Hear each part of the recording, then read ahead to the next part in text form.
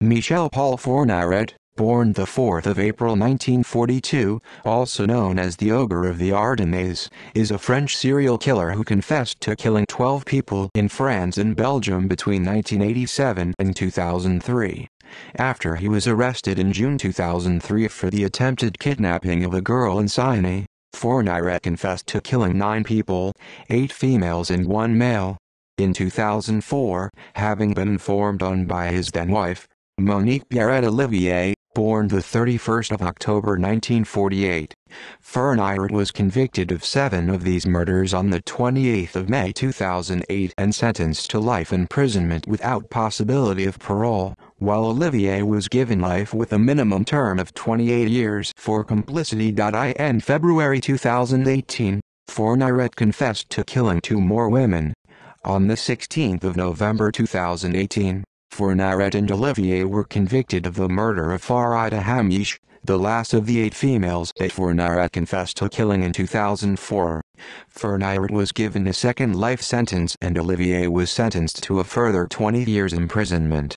In March 2020, Fourniret confessed to killing Estelle Malzin, who disappeared from Gourmantes in 2003. History: Fourniret has been imprisoned numerous times since the age of 24. While in prison he met his future third wife Monique Olivier. They married on the 28th of July 1989. Olivier was aware of Fourniret's activities and became his accomplice. They divorced in prison on the 2nd of July, 2010. Fourniret was arrested at his home in Sarcastin, Belgium, on the 26th of June 2003 after a failed attempt to kidnap a 13-year-old girl. He and Olivier were interrogated extensively but to no avail. A year later, Olivier told the police that her husband had killed a number of people since 1987. Fourniret confessed to killing 8 females, aged between 12 and 30, and a man who has never been identified. The bodies of 4 of the identified victims had been discovered in France and Belgium between 1988 and 2002. Olivier was arrested and she and Fourniret were extradited to France, where they helped police to find the bodies of 3 of the 4 missing victims over the next 2 years. The trial took place in Charleville-Mézières between the 27th of March and the 28th of May 2008. Fourniret was found guilty of the murders of all 7 of the victims whose bodies had been found. He was sentenced to life in prison without the possibility of parole. Olivier was sentenced to life with no possibility of parole for 28 years for complicity. Fourniret and Olivier were also ordered to pay €1.5 million in moral compensation to family members of the victims. Neither appealed their sentences. In February 2018, Fourniret confessed to killing 2 more women. On the 16th of November 2018, Fourniret and Olivier were convicted of the murder of Farida Hamish, the last of the 8 females that Fourniret had confessed to killing in 2004. Fourniret was given a second life sentence and Olivier was sentenced to a further 20 years imprisonment. In March 2020, Fourniret confessed to killing Estelle Malzin, who has been missing from Gourmantes since 2003. Confessed murders.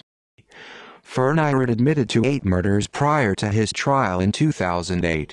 He was convicted of 7 of these and sentenced to life in prison. On the 11th of December 1987, Fourniret and Olivier drove, in separate vehicles, to Auxerre, seeing 17-year-old Isabelle Laville, whom the couple had seen a day or 2 earlier and were targeting.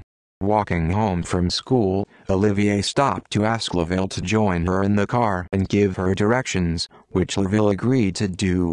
Driving down the road, Olivier reached the spot where Fourniret was standing with his car, pretending it had broken down. After Olivier, as planned, pretended to offer him a lift, he got into her car. Fourniret choked Laville with a piece of rope, before Olivier sedated her with Rohypnol. The couple brought the girl to their home in Saint-Cyr-les-Collines, where Fourniret raped and strangled her. LaVille's body was thrown down a disused well in Bussy-on-Oath.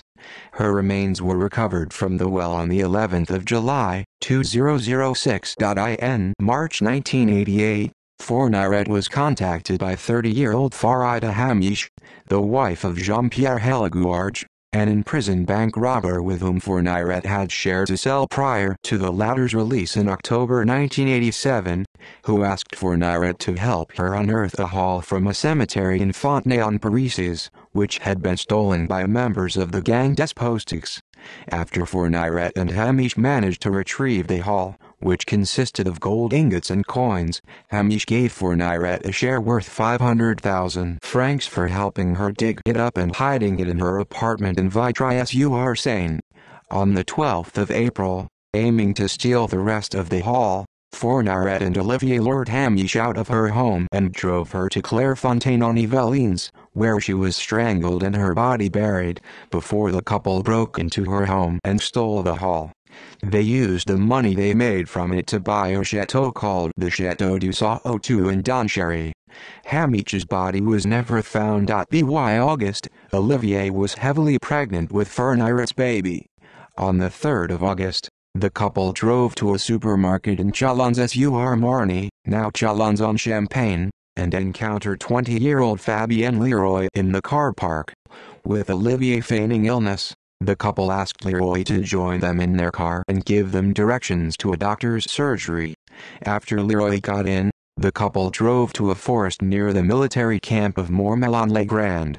Fourniret ordered Olivier to look at Leroy's hymen to see if it was still intact, but Olivier refused.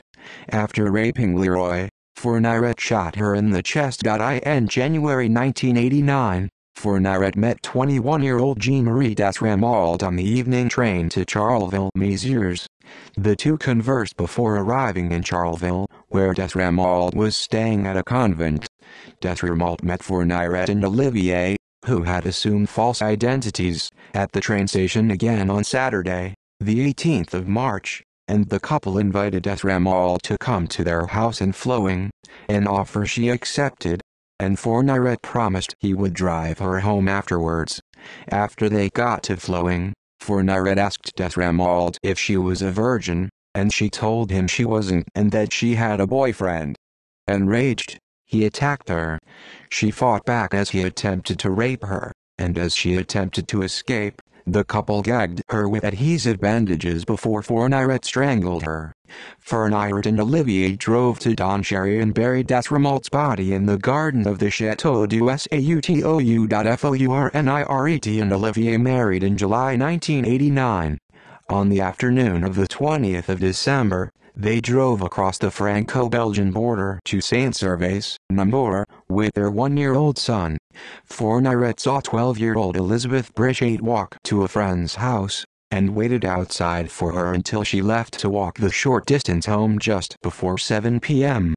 He asked her to give him directions to a doctor's surgery for his son. She agreed to do so, and the couple drove back to Flowing with her.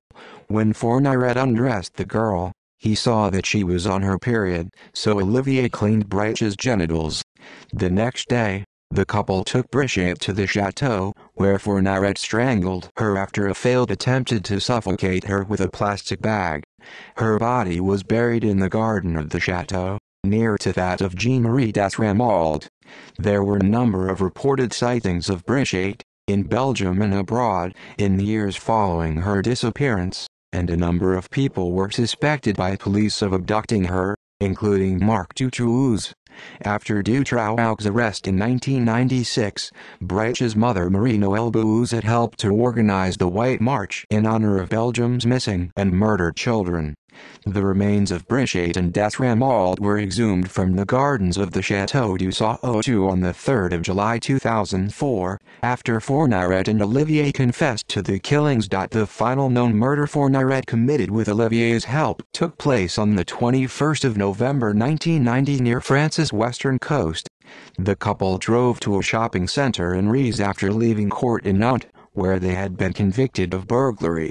They saw Natasha Danea, a 13-year-old local girl, walking through the car park towards her home, having been sent to fetch her mother's forgotten purse. The couple lured Danae into the van, asking her for directions. After driving to a secluded area near the coast, Fourniret stabbed Danae twice in the chest with a screwdriver and strangled her before leaving her body on the beach.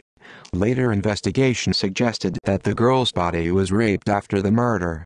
8 days later, Jean Croix, a neighbor of Danae's family, was arrested after a white van belonging to him matched the description of the van that Danae's sister had vaguely seen her get into from across the shopping center's car park at the time she disappeared. Croix was found to be lodging suspected members of the EDA in his home. Police suspected that Danae had found out about this and that he killed her for that reason. 2 months later, Croix committed suicide in his prison cell. He was reported to have been unable to bear the burden of having been accused of murder. The Fourniret family moved to Sartcustine, in Belgium, in the early 1990s. Michel Fourniret admitted that he committed 2 more murders in France between 2000 and 2001, after a 9.5-year break. He drove alone across the Franco-Belgian border to Charleville-Mézières on the 16th of May 2000 and accosted 18-year-old Céline Sisson, who was on her way home from school, in the late afternoon. Driving with her back to Belgium, he blackmailed her into having sex with him before strangling her with a rope and dumping her body in a forest in sunny, Vers-sur-Seine. Sisson's skeletal remains were discovered there by mushroom pickers on the 22nd of July. On the 5th of May 2001, Fourniret drove back to France, this time to his birthplace of Sedan, and met Manonia Thumpang, a 13-year-old girl of Thai origin whom he had met and given a lift home a few weeks earlier, outside the local library. He invited her to come to his house and play with his son. Accepting this offer, Thumpang climbed into the car and was driven to Nalivaux, where Fourniret strangled her. Her body lay undiscovered for months in a nearby forest as it was devoured almost entirely by wild animals.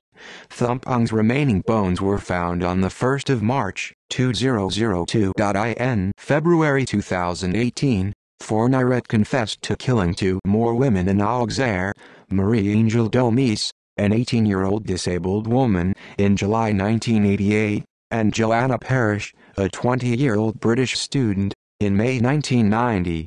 In March 2020, Fourniret confessed to killing Estelle Malzin, who disappeared from Gourmantas in January 2003.